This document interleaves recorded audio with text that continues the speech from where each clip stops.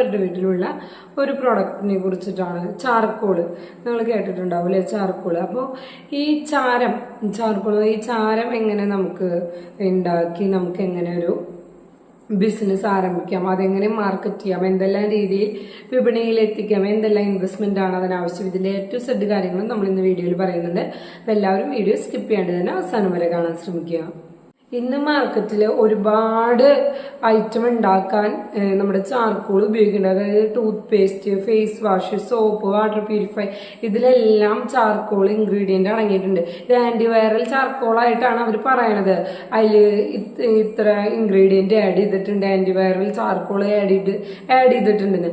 അപ്പോൾ ഈ antiviral charcoal എന്ന് പറയുന്നത് നമ്മുടെ നാട്ടിൽ, നമ്മുടെ കേരളത്തിൽ ഏറ്റവും സുലഭമായിട്ട് കിട്ടുന്ന ചിരട്ട ഉപയോഗിച്ച്, നാളികേരമുള്ള നാടാണല്ലേ കേരളം, തെങ്ങുകളുടെ നാടല്ലേ കേരളം. അപ്പോൾ അതിൽ നിന്ന് നമുക്ക് കിട്ടുന്ന ഒരു പ്രൊഡക്റ്റ് ആണ് ഈ നാളികേരം. അപ്പൊ അതിൽ നിന്നുള്ള ചിരട്ട ഉപയോഗിച്ചിട്ടാണ് ഈ ചാർക്കോൾ ഉണ്ടാക്കുന്നത്. അത് എത്ര പേർക്കും അറിയാമെന്ന് എനിക്കറിയില്ലേ. കാരണം ഈ ചിരട്ട കത്തിച്ചിട്ടുണ്ടാക്കുന്ന കരിയാണ് ഈ പറഞ്ഞ കാര്യങ്ങൾക്കെല്ലാം, ഫേസ് വാഷിന്, സോപ്പിന്, ടൂത്ത് പേസ്റ്റിനെല്ലാം ആന്റിവൈറൽ ചാർക്കോൾ എന്ന പേരിൽ വരുന്നത്.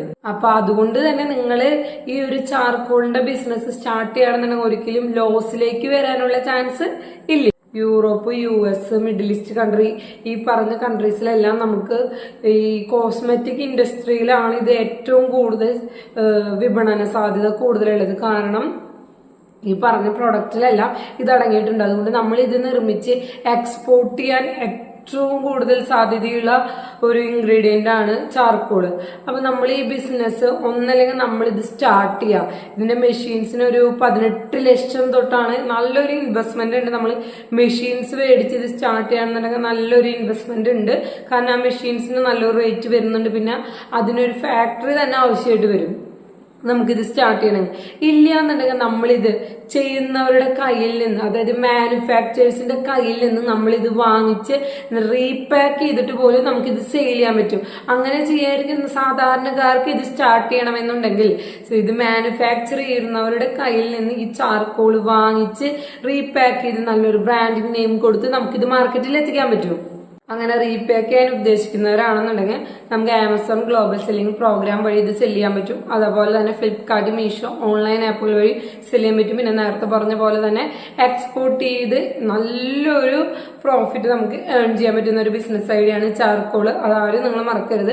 പിന്നെ ഇത് ചെയ്യുന്നതിന് വേണ്ട licence, GST, packer licence, trading licence, ഈ 3 കാര്യങ്ങളുണ്ടെങ്കിൽ നമുക്ക് ഈസിയായിട്ട് ഈ ബിസിനസ് സ്റ്റാർട്ട് ചെയ്യാം.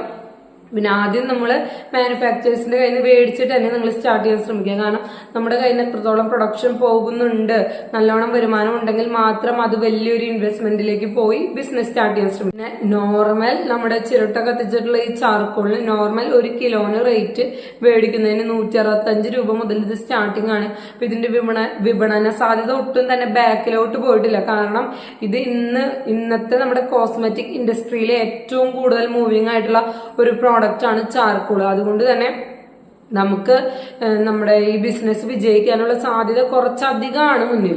അപ്പൊ ഇതേപോലെയുള്ള ഐഡിയകൾക്ക് വേണ്ടി നമ്മുടെ ചാനൽ ഒന്ന് സബ്സ്ക്രൈബ് ചെയ്യാനും ഇഷ്ടമായി ലൈക്ക് ചെയ്യാനും മറ്റുള്ളവർക്ക് ഷെയർ ചെയ്യാനും നിങ്ങൾ മറക്കരുത്.